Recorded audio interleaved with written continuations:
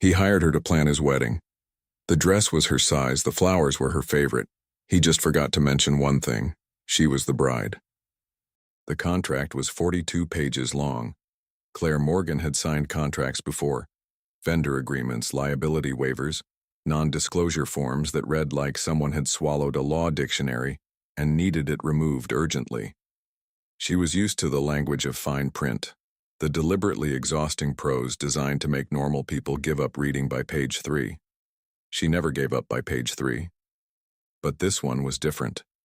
She sat in the back of the town car that had been sent for her, black, silent, smelling of leather and something expensive she couldn't name, and read every word while the city dissolved into countryside outside the tinted windows. The driver hadn't spoken since he'd held up a small sign with her name at the airport. He didn't seem like the kind of man who was paid to speak. The contract had been couriered to her office 4 days ago, tucked inside a cream envelope with no return address and a wax seal she didn't recognize. Inside, a single card printed in clean serif font. Mr. Nicholas Ashford requests the professional services of Morgan & Chen Events for the organization of a private wedding ceremony. Full briefing upon arrival. Please review the attached agreement prior to your visit. Sophie had read it over her shoulder and immediately said, "Don't."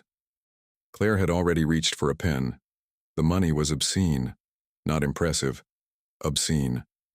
The kind of number that didn't feel real until you saw it written out in full, with all its zeros lined up like soldiers. Enough to clear the debt from the Hartwell event disaster. Enough to keep the company running for 2 years without a single new client. Enough to finally stop lying awake at 3 a.m. doing mental arithmetic that never came out right. She needed this job. She had taken this job. And now she was in a car that wasn't hers, heading toward a house she'd never seen, to plan a wedding for a groom she'd never met. The groom she'd never met had very specific requirements. Clause 7, Section B. The identity of the bride shall remain confidential until the day of the ceremony. The event coordinator shall not inquire, investigate, or attempt to obtain information regarding the identity of the bride through any means, direct or indirect. She had read that clause 3 times. Then she had read it a 4th time, more slowly, the way she read things when her instincts were trying to tell her something her logic hadn't caught up with yet. It was strange. Everything about this was strange. But strange was not the same as wrong, and wealthy clients were almost always strange in ways that turned out to be mundane once you understood them. Privacy paranoia, family complications, press management. There were 100 reasonable explanations for a clause like that, and she had mentally filed through all of them during the flight. She had almost convinced herself. Then she turned to Clause 19, subsection 3, which she had somehow missed on her first 2 reads, and the comfortable logic she'd constructed began to develop a very thin crack. The coordinator shall be available on site at Ashford Manor for the full duration of pre-event preparation, estimated at 4 to 6 weeks. Accommodation will be provided within the manor. The coordinator shall not make alternative lodging arrangements.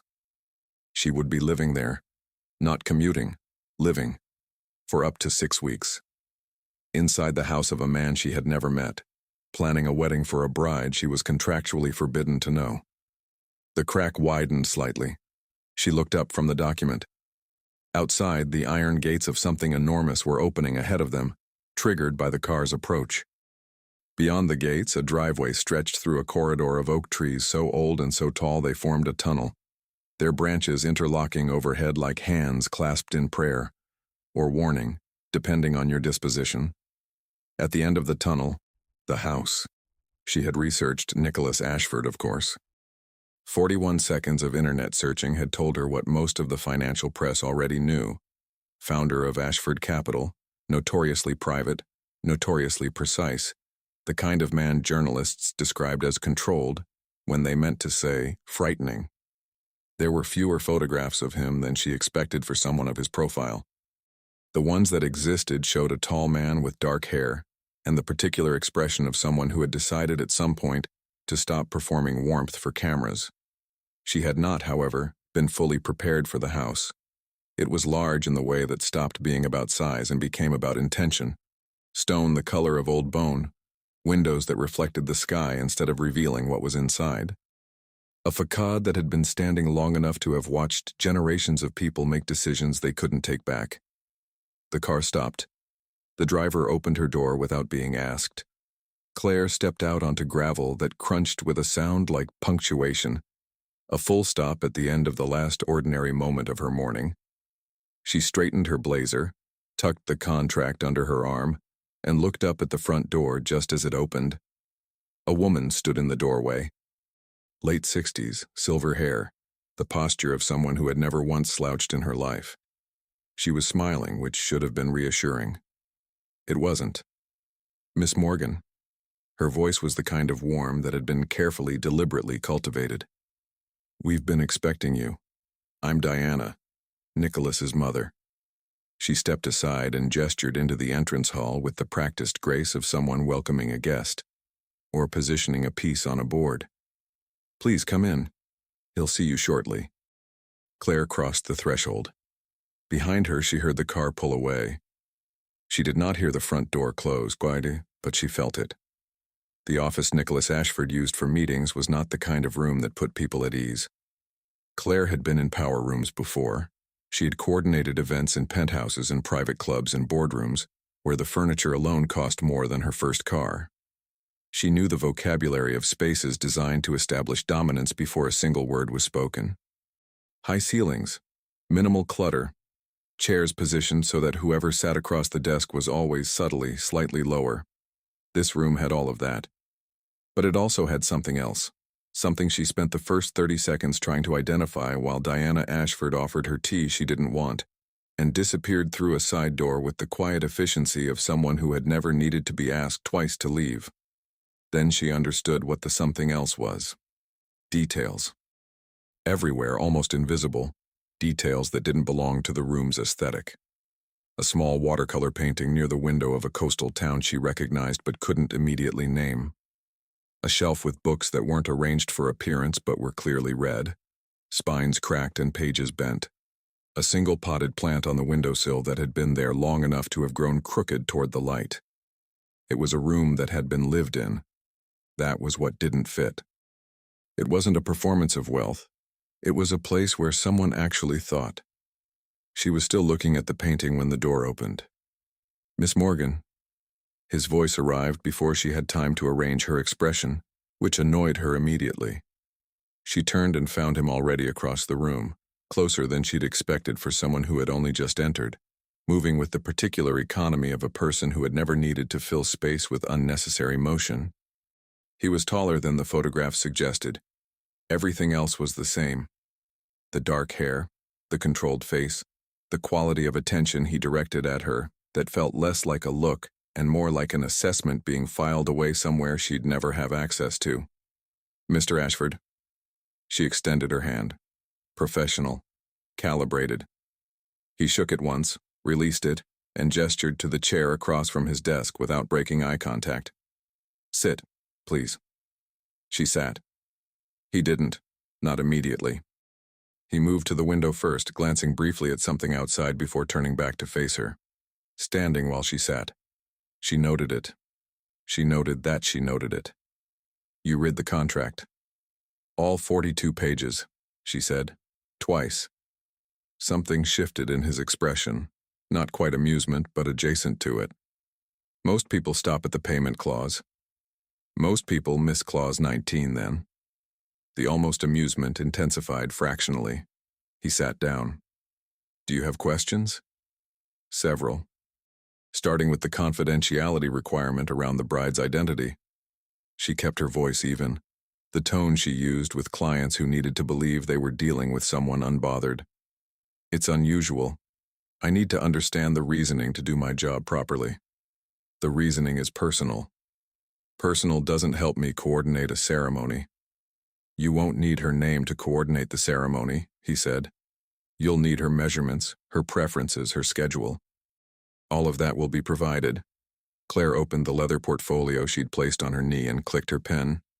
"Then let's start there. The dress? I'll need to contact the designer directly to confirm." "The dress has been ordered." She looked up. "Without my involvement?" It was ordered 3 weeks ago. She set the pen down with more deliberateness than was strictly necessary. Mr. Ashford, you hired an event coordinator. If the decisions are already made, what exactly am I here to do? Execute, he said simply. And refine. The framework exists. What it needs is someone with your particular skill set to make it real. She studied him for a moment. He returned the look with complete patience, the kind that came not from calm but from certainty. He was not uncomfortable. He was never uncomfortable in this room. She suspected he was rarely uncomfortable anywhere. May I see the dress? It's being held in the East Wing. He paused. You can see it this afternoon. And the venue? The ceremony location? On the property. I'll show you after lunch. She picked up the pen again. Catering preferences? He slid a folder across the desk without looking at it, as though he'd had it ready before she asked, which she realized he had. She opened it. Inside, a printed menu. 8 courses, wine pairings, dietary notes, all of it detailed to a degree that suggested either obsessive planning or intimate knowledge of the guest's preferences. She scanned the list. Then she stopped. The soup, a roasted tomato bisque with basil cream. Her mother used to make it every Sunday. She had mentioned it exactly once to a journalist doing a soft profile on her company 18 months ago, in a throwaway line about comfort food. She kept her face still. The main, slow-braised lamb with rosemary and preserved lemon. Her standing order at Maron's, the restaurant 2 blocks from her office, every Friday without exception. She turned the page. Dessert, dark chocolate tart with sea salt and espresso cream. Not a common combination. The specific combination from a small bakery in Edinburgh she had visited once, 4 years ago, and written about in a personal essay that had gotten approximately 200 readers. She closed the folder. When she looked up, Nicholas Ashford was watching her with the focused stillness of someone waiting. Not for her reaction, she realized. He already knew her reaction. He was waiting to see what she would do with it. The menu, she said carefully, is very specific. The bride has specific tastes. These are quite unusual choices for someone you presumably know well enough to marry. I know her very well, he said. And the way he said it, quietly, precisely, without any of the performance she'd expected, made the fine hairs on her forearm stand up beneath the sleeve of her blazer. She looked back at the closed folder.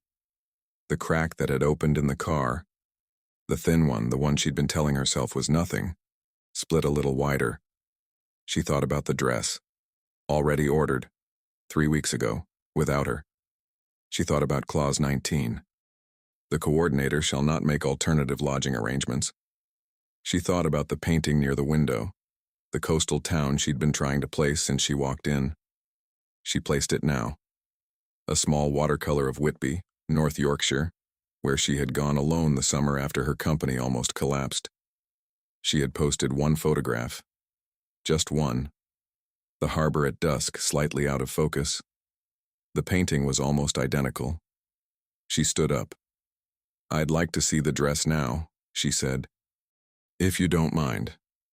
Nicholas Ashford rose from his chair with the unhurried calm of a man who had been expecting this moment and had already decided exactly how it would go. Of course, he said. Follow me.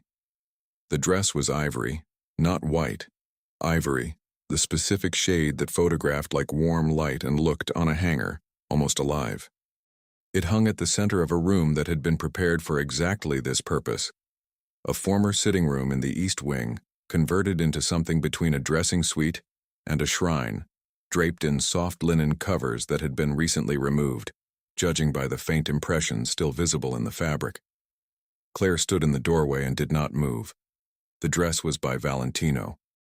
She recognized the construction before she saw the label, the particular way the bodice was structured, the almost architectural precision of the seam work along the waist. She had admired a dress from the same collection in a magazine she kept on her desk for client inspiration. She had folded the corner of that page. She had never mentioned it to anyone. The designer made 2 adjustments to the original design, Nicholas said from behind her. He had stopped just outside the doorway, she noticed, as though giving her space to have whatever reaction she was going to have without him in her direct eyeline. Considerate, she thought, or strategic. She was finding it increasingly difficult to determine which. The neckline and the hem length. The original was floor length. This one was adjusted to ankle length, she said. A beat of silence. Yes. She walked into the room. The floor was pale hardwood, her heels loud on it, and she was suddenly aware of every sound she made. Her own breathing, the slight rustle of her blazer sleeve as she reached out and touched the edge of the dress with 2 fingers. The fabric was silk charmeuse over structured tulle, cool to the touch and impossibly light for something that looked so substantial. She had once written, in a private journal she kept on her laptop in a folder labeled Tax Documents 2019, so no one would ever look at it, that she imagined her wedding dress would feel like wearing water. Structured but weightless, something that moved with her instead of constraining her. She withdrew her fingers. "What size is it?" she asked. Her voice came out steady. She was proud of that. Nicholas had moved into the doorway now. She could feel him there without looking. The measurements were taken from... He paused a fraction of a second. From a detailed specification. She turned around. Whose specification? He looked at her the way he'd been looking at her since she walked into his office. That careful, complete attention that felt less like being seen and more like being recognized. That's covered under the confidentiality clause. The composure she'd been maintaining began to develop a tremor at the edges. She breathed through it. "Mr. Ashford."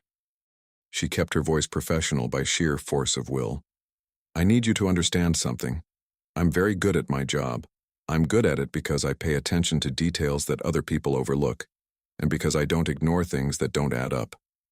She gestured briefly at the dress. "This doesn't add up." "What doesn't add up?" "The menu, the venue, this dress." She held his gaze. "These are not generic luxury choices. They are specific. Specifically specific, if you'll forgive the redundancy. The kind of specific that requires research." He said nothing. "The painting in your office," she continued, because she had started now, and stopping felt more dangerous than finishing. "Whitby Harbor. I was there 4 years ago. I posted one photograph. It's a beautiful town." "It is. Do you have a connection to it?" "I've never been." The room felt very quiet. "Then why the painting?" Nicholas Ashford crossed the threshold into the room, slowly, the way a person moves when they want to make clear that each step is a choice, and stopped 6 feet from her, which was close enough to make the silence between them feel inhabited.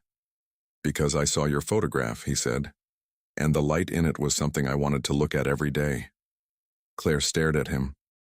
In 14 years of event coordination, 14 years of managing the emotional complexity of weddings, of navigating families and feuds and last-minute catastrophes and grooms who cried before brides did, she had developed an almost clinical immunity to romantic declarations. She had heard proposals. She had witnessed them. She had organized the settings for them, chosen the lighting, positioned the photographer. Sentiment in her professional experience was a logistical element to be managed. This did not feel like a logistical element. This felt like the floor had become slightly less reliable than it had been a moment ago. "That's not a normal thing to say to someone you've just met," she said. "We haven't just met," he said. "You don't remember, which I understand. It was briefly, and it was years ago, and you had no reason to." He stopped, reconsidered. Started again with the deliberate precision of someone who had rehearsed several versions of this and was now abandoning all of them. "There was a conference, London, 7 years ago. Events industry. You gave a talk on crisis management in luxury events. You were..." Another pause. "You were very good." She searched her memory. London, 7 years ago. She had given talks at several industry events in that period. Her company had been new. She had been relentlessly networking, speaking at anything that would have her. "You were in the audience," she said slowly. "I was there for a different reason. A colleague invited me. I wasn't supposed to be in that room." Something moved behind his eyes, brief and unguarded, the first truly uncontrolled thing she'd seen from him. But I walked past the door and I heard you speaking and I stopped. What was I saying? The corner of his mouth moved, almost a smile, the closest thing she'd seen to one.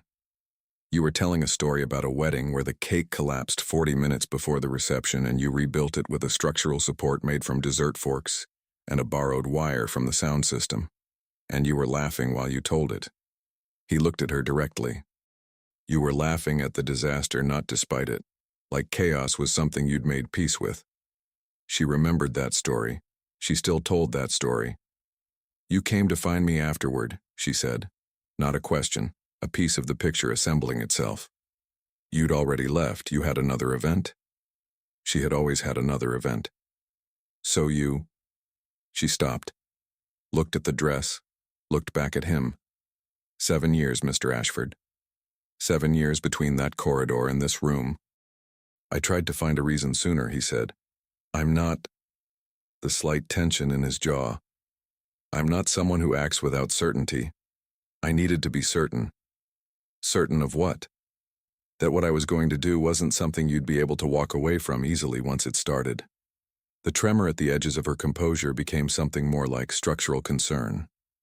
What you were going to do, she repeated carefully.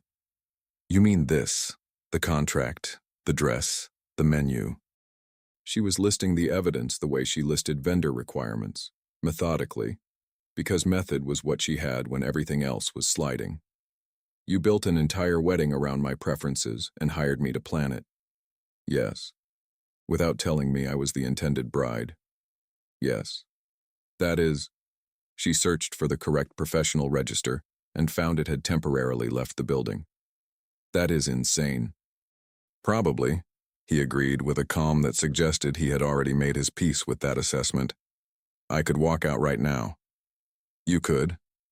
The contract has no penalty clause for your departure, he said. Check page 31. Edward removed it before it was sent to you. She filed that away to process later. The fact that his lawyer had deliberately left her an exit. The fact that he'd wanted her to have one. Why? She asked.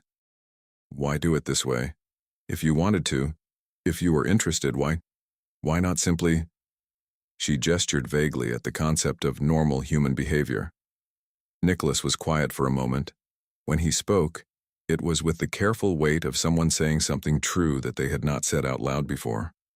Because you would have said no, he said, not because you weren't interested, but because you would have assessed the situation and determined it was too complicated and redirected your energy somewhere manageable. He paused. You do that. You're doing it right now. She opened her mouth, closed it. He was not wrong. I needed you to be here long enough to let it be complicated, he said. That's all. No pressure, no expectation. You can leave tomorrow and keep every penny of the advance. His eyes were steady on hers, that gray-green that looked cold from a distance and was, she was discovering, something else entirely up close. But I think you already know something about this that you're not ready to say yet. The room was very quiet. Outside the tall windows, the estate grounds caught the afternoon light and held it. The oak trees at the end of the driveway were just visible, their branches still. The dress hung between them, ivory and weightless, catching nothing, waiting. Claire looked at it for a long moment. Then she looked at him. I'm going to need to see the ceremony location, she said. It was not a yes. It was not a no. It was the only thing she had that existed between those two words. And for now, she held it carefully, the way she held things she wasn't ready to put down, but couldn't yet decide to keep. Nicholas nodded once. That same contained movement that she was beginning to understand was not coldness but precision. This way, he said, and she followed him. Again. The ceremony location was a garden, not the manicured, symmetrical kind that appeared in architecture magazines and felt more like a room than an outdoor space. This was something older and less obedient. A walled enclosure at the far edge of the estate where the gardeners had clearly been given instructions to maintain without controlling. Roses climbed the stone walls in organized chaos. An old pear tree stood slightly off-center, its trunk twisted by decades of wind into something that looked deliberately sculptural. Stone pathways curved between beds of lavender and white peonies, and at the far end, 2 rows of weathered wooden chairs faced a simple arch threaded with jasmine. Claire stopped at the entrance and looked at it for a long time. She had described this garden. Not this specific garden. She had never been here before. She was certain of that. But 4 years ago, during a panel discussion on ceremony design, she had been asked to describe her ideal wedding setting. She had said, walled, old, slightly imperfect. The kind of garden that looks like it's been waiting for something rather than showing off. She had said it quickly, the way you said things you meant but hadn't prepared to mean out loud, and moved on to the next question. Someone in that room had been listening. She turned to look at Nicholas, who had stopped a half step behind her and was watching her face with that particular quality of attention she was becoming uncomfortably familiar with. The panel discussion, she said. 3 years ago. London again. 4 years ago, he corrected quietly. The Langham. You were there. I was there. She turned back to the garden. A small bird moved through the pear tree, briefly visible between branches, and was gone. The afternoon light was settling into the gold register that happened in the hour before dusk, and it fell across the stone walls and the white flowers with the specific unfairness of beautiful light, making everything it touched look like something worth keeping. How many of these things do you have? She asked. How many conversations, panels, interviews? How much of what I've said publicly did you? She stopped, started again. How long have you been building this? The garden existed, he said. I had it restored 2 years ago. The arch was added 6 months ago. A pause. The jasmine was added last week. You mentioned once that it was your favorite scent. In a podcast, she said. A small one. About event design. February, 3 years ago. You said it reminded you of your grandmother's house. She pressed 2 fingers briefly to the bridge of her nose, a gesture she made when she was processing something that exceeded her current organizational system. Sophie always recognized it. It meant, I am not panicking, but I am very close to the border of panicking, and I need a moment. Nicholas apparently also recognized it. I know how this looks, he said. Do you? Obsessive, possibly deranged. He said it without defensiveness, with the same measured honesty he seemed to apply to everything. I've had that conversation with myself several times. And what did you conclude? That the alternative was doing nothing, which I'd already tried for several years and found. The slight tension in his jaw again, that tell she'd catalogued. Unsatisfactory. She walked into the garden. She needed to move. Standing still made her feel like the situation was happening to her rather than like she was an active participant in it, and she had not spent 14 years building a career on controlled competence to start being passive now. The stone pathways were uneven under her heels. She slowed her pace. The lavender brushed against her hand as she walked and left its scent on her fingers, and she noted this the way she was noting everything, cataloging, filing, refusing to feel it until she understood it. She stopped in front of the arch. Up close, the jasmine was dense and impeccably trained. Someone had spent real time on this. The scent was exactly what she'd described, exactly her grandmother's hallway in summer. Exactly the specific quality of comfort she'd tried to articulate in a conversation that had had 37 listeners, and which she had forgotten giving. He had not forgotten. Sit with me, Nicholas said from behind her. She turned. He had moved to the wooden chairs, the ones set out for the ceremony, and lowered himself into one with the same unhurried certainty he brought to every movement. He gestured to the chair beside him, not the one across, and she understood the distinction. She sat. For a moment, neither of them spoke. The garden settled around them, the light doing its slow gold work, the lavender moving slightly in a breeze she barely felt. It was, she thought with a kind of helpless irritation, an extraordinarily beautiful place to be ambushed. Tell me something, she said. The pre-wedding event tomorrow night. Sophie had briefed her on it during the flight, a gathering of Ashford business associates, press, and family. Formal, large, the kind of event Claire had coordinated dozens of times. Your announcement. You're planning to introduce the bride. Yes. To how many people? Approximately 200. Press will be present. She looked at him. And you're planning to announce that the bride is me? Yes. In front of 200 people in the press? Yes. She absorbed this. That is a form of ambush, Mr. Ashford. Nicholas, he said. It was the first time he'd offered it. She ignored the warmth that moved through the word and filed it under manage later. It puts me in an impossible position publicly. If I refuse, it becomes a story. If I accept, I've agreed to something I haven't actually agreed to. I know. Then why? Because you needed a reason that was bigger than your own hesitation, he said, not unkindly. You would have talked yourself out of this. You're already trying. He paused. I'm not asking you to marry me tomorrow night. I'm asking you to let people see what I already know. Which is what exactly? He turned in his chair to face her fully, and the light caught the gray-green of his eyes, and she understood in a way she hadn't before why careful, controlled people were more dangerous than volatile ones, because when they let something through, it was real. It had been evaluated and chosen. It wasn't accident or impulse. It was decision. That this is already something, he said simply. Whatever you decide to do with it. She looked away first, at the arch, at the jasmine she couldn't stop smelling. She thought about the dress upstairs, ivory silk, ankle length, the exact weight she'd imagined. She thought about the menu and the painting and the garden and the 7 years of careful, patient, slightly deranged accumulation that had produced this moment. She thought about Sophie, who had said, "Don't," and had been right, and also probably wrong. She thought about the crack that had opened in the car and had been widening incrementally ever since, and was now less a crack and more a fault line running directly through the middle of the version of herself that had arrived here this morning. She thought about the fact that she was sitting in a garden that smelled of her grandmother's house, next to a man who had listened to 37 people's worth of podcast for a single sentence about Jasmine.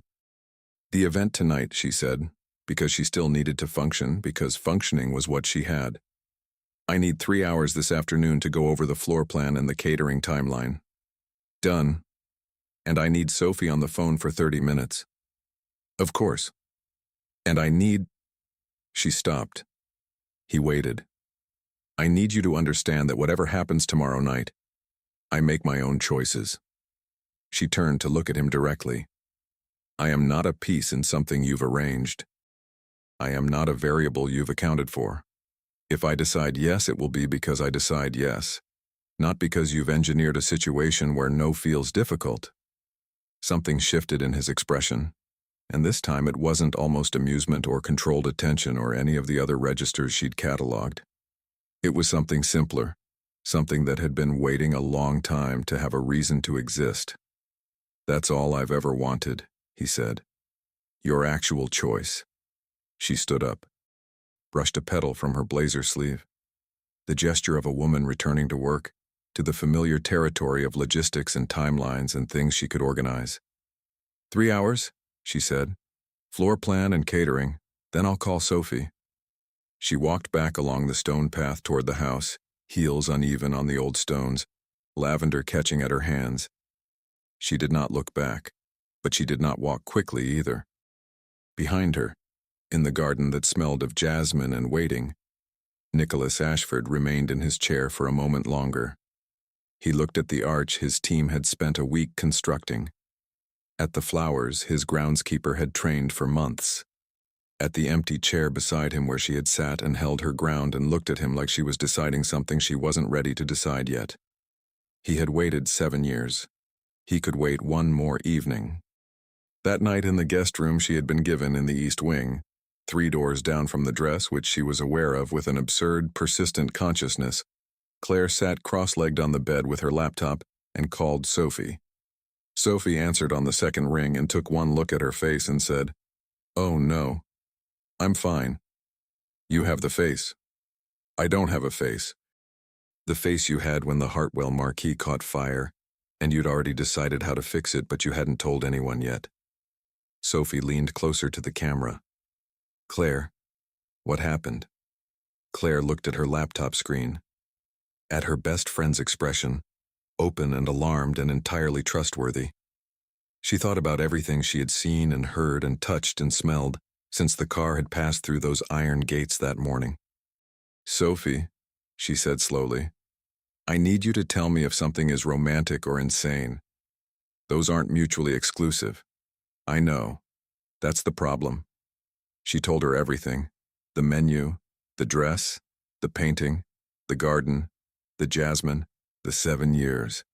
She told it in the flat sequential tone she used for event debriefs, which Sophie saw through immediately but didn't comment on.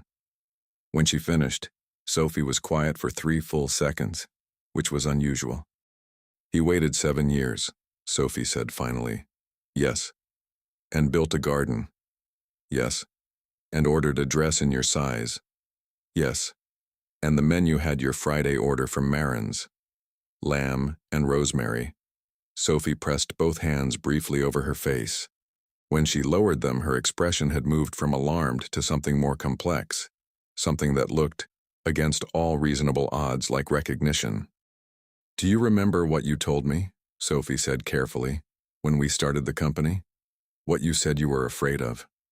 Claire was quiet. You said you were afraid of wanting something you couldn't manage into existence. Sophie's voice was gentle in the way it only got when she was saying something she'd been saving. You said feelings were the one thing you couldn't make a checklist for. The room was very quiet. Outside, the estate was dark and still.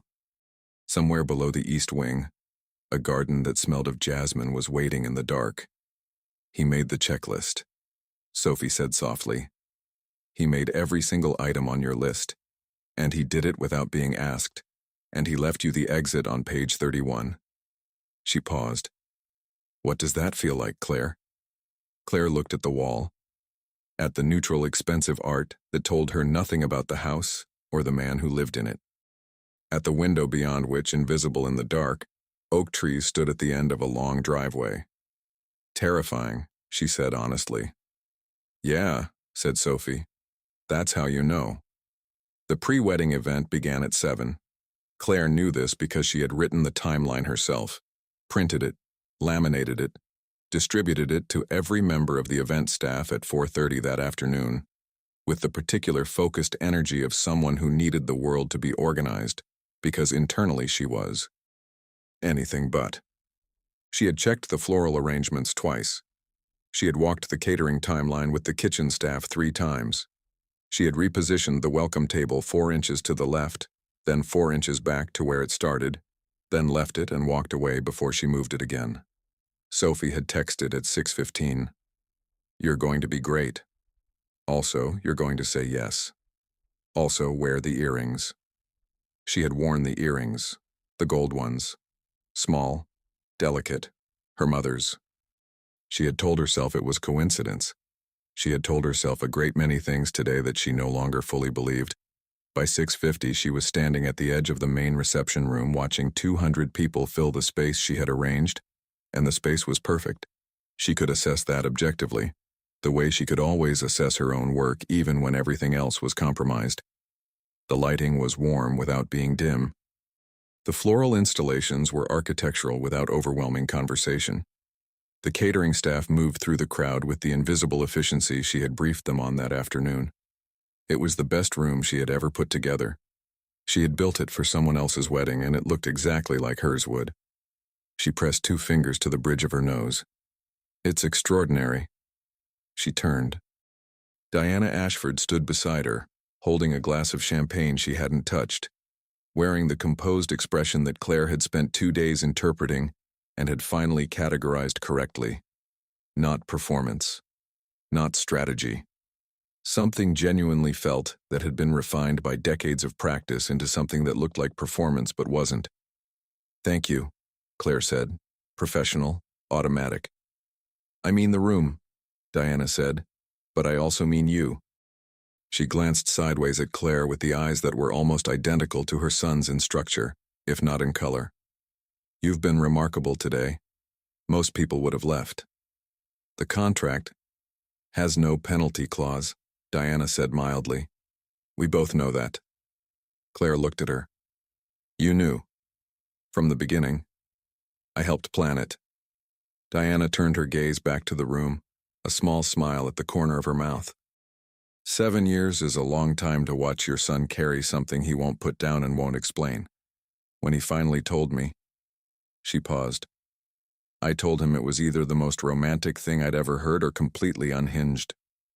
What did he say?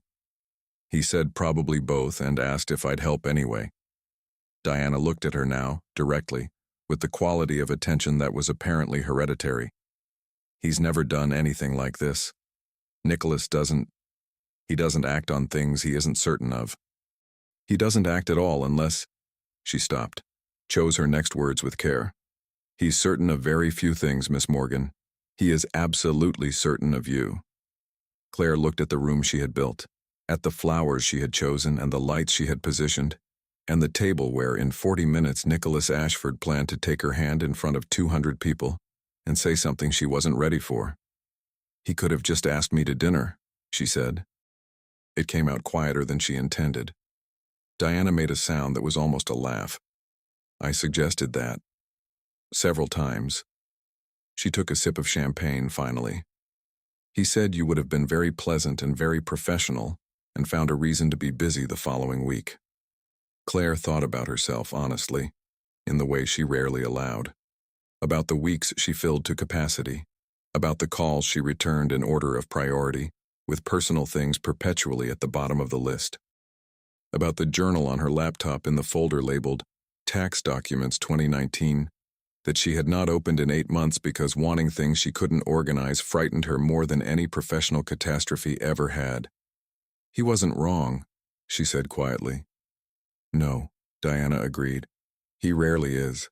It's his most exhausting quality. At 7:14 she saw him across the room.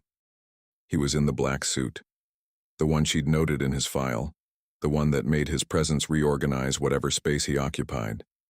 He was speaking to a group of people she recognized from the guest list as senior investors, his posture contained and his attention fully directed at whoever was speaking, and he looked exactly like what he was, a man entirely in command of his environment. Then he looked up. Across the room, through 200 people and the warm light and the perfect floral installations, he looked directly at her, as though he'd known exactly where she was, as though he'd been aware of her position in the room the entire time and had simply been waiting until she was ready to be found. She didn't look away. This was new. Every previous time his attention had landed on her with that specific weight, she had found somewhere else to look. The dress, the garden, the wall of the East Wing bedroom. She had been treating eye contact like a commitment she wasn't prepared to make. She held it this time. Something moved across his face. Brief, unguarded. The second time she'd seen something genuinely uncontrolled from him. He excused himself from the group with a word and a slight incline of his head and moved toward her. And the room did the thing rooms did around him, people shifting slightly without noticing to clear a path. He stopped in front of her. You stayed, he said. I organized this event, she said. Of course I stayed. That's not why you stayed. She looked at him. At the gray-green eyes that were not cold, had never been cold, she understood now. They were just the color of something deep. No, she said. It's not. He was quiet for a moment. Around them, the room continued its elegant, oblivious motion, glasses lifted, conversations flowing, the catering staff circling with the precision she'd drilled into them. 200 people entirely unaware that the most important conversation of the evening was happening at its edges, between a woman with her mother's earrings and a man who had learned the scent of her grandmother's garden. I owe you an apology, he said. She blinked. It was the last thing she'd expected. For the method, he said. Not the intention, I won't apologize for the intention, but the method was the jaw tension, the tell. It took your choice away temporarily. I justified it to myself, but that doesn't make it right. He held her gaze. I'm sorry, Claire. Her name. The first time he'd used it. It landed differently than she expected, not like an intimacy taken, but like one offered. Temporarily, she said. Yes. You're very confident about the temporary part. I'm confident about you, he said. Not the outcome. You. She absorbed this. The distinction was important, and he knew it was important, and the fact that he knew it was important was itself important, and she was going to need Sophie on the phone immediately after this to process the recursive significance of all of it. What are you planning to say? She asked. In 10 minutes, when you make the announcement. The truth, he said. That I've spent 7 years certain of one person. That I did something unconventional to give that certainty a fair hearing. He paused. And that whatever she decides, the decision is entirely hers. In front of 200 people. In front of 200 people. That's still a form of pressure. Yes. He didn't flinch from it. I know. I decided the alternative, never saying it or saying it somewhere private where you could file it away and manage it into something smaller, was worse. His voice was even, but underneath the evenness was something she recognized because she felt it herself, the particular quality of a person who has been holding something carefully for a very long time and is now, finally, setting it down. I would rather embarrass myself in front of 200 people than spend another 7 years wondering if you ever knew. The room hummed around them. Somewhere near the entrance, she could see Maggie cross with her tablet, already watching, already calculating. The first person in the room who had understood what was happening and was managing the narrative with the focused attention of someone who'd been briefed. The photographer was moving through the crowd with his camera, and she noted absently that he was positioned well, that the light where she and Nicholas were standing was the warmest in the room. She noticed, because she always noticed, that someone had arranged it that way. The photographer, she said. He's been briefed on several possible scenarios, Nicholas said, including the one where I say no. Including that one. She looked at him for a long moment. She thought about Clause 19 and the painting and the dress and the garden and the jasmine and the lamb and rosemary and the journal she hadn't opened in 8 months. She thought about Sophie saying, "That's how you know." She thought about Diana saying, "He is absolutely certain of you," with the voice of a woman who had watched her son carry something for 7 years without putting it down. She thought about herself, honestly, the way she'd started doing today and couldn't seem to stop, about the version of herself that had arrived through those iron gates this morning with a portfolio under her arm and a professional smile calibrated for difficult clients, about how that version felt very far away now, about how the distance didn't frighten her the way it should have, about how the thing she'd written in the journal, wanting something I can't project manage into existence, was standing in front of her in a black suit and had, it turned out, already done the project management and done it better than she would have, and left her the exit on page 31, and was now looking at her like her answer was the only variable left in a very long equation. She took a breath. "I need you to understand something," she said, "before whatever happens next. Tell me." "I am not going to be managed," she said. "Not by contracts and not by situations and not by gardens, however beautiful they are. If this is something, if I decide it's something, it will be because I choose it clearly, with full information, on my own terms." She held his gaze. "Are we agreed on that?" "Completely," he said, without hesitation, without qualification.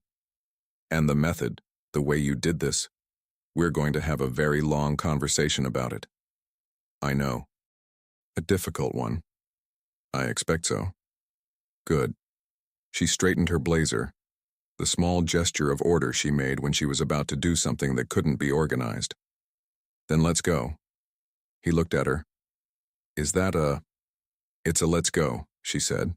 "I'll tell you what it is after."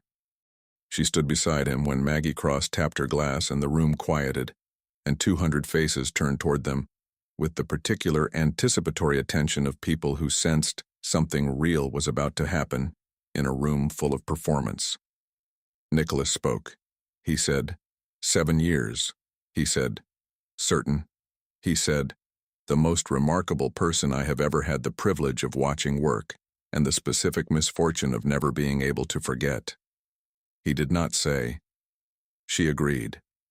He did not say, "She said yes."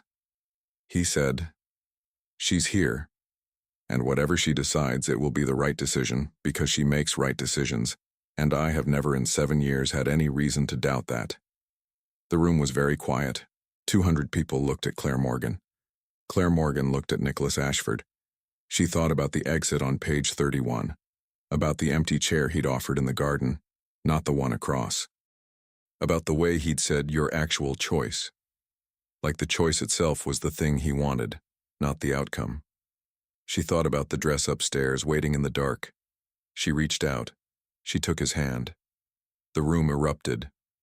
Not the polite, controlled applause of a business event, but something genuine and slightly ragged, the sound of 200 people recognizing something real when they saw it.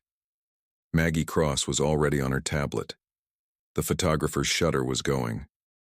Somewhere near the back, she was almost certain she could hear someone crying. Nicholas looked down at their joined hands, then up at her face, and the thing she saw there was not triumph or satisfaction or the relief of a plan successfully executed. It was simply, "There you are." She leaned close enough that only he could hear. "This is not a yes to a wedding," she said quietly. "This is a yes to the conversation." "I know," he said. "It's going to be a very long conversation. I'm counting on it." She looked at the room, her room, the one she'd built, the lights she'd positioned and the flowers she'd chosen, and the space she'd made perfect without knowing she was making it for herself. "You're going to have to fire me," she said. "I can't coordinate my own wedding. It's a conflict of interest." He made the sound that was almost a laugh, the closest she'd heard yet. "I'll have Edward draft the termination paperwork." With a generous severance, naturally. She stood in the room she had built and held the hand of the man who had spent 7 years learning the scent of her grandmother's garden. And she let herself, for the first time today, feel the full weight of what she was standing in the middle of. It was terrifying. It was the most organized she had ever felt about something completely unplannable.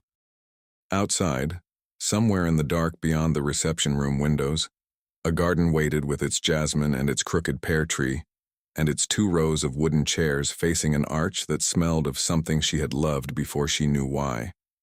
It could wait a little longer. She had a conversation to begin. 7 years? 42 pages, 1 garden, 1 dress, 1 hand reaching across a room full of people. She didn't say yes to a wedding. She said yes to the conversation. And honestly, that was always the most important part. If this story got to you, you know what to do.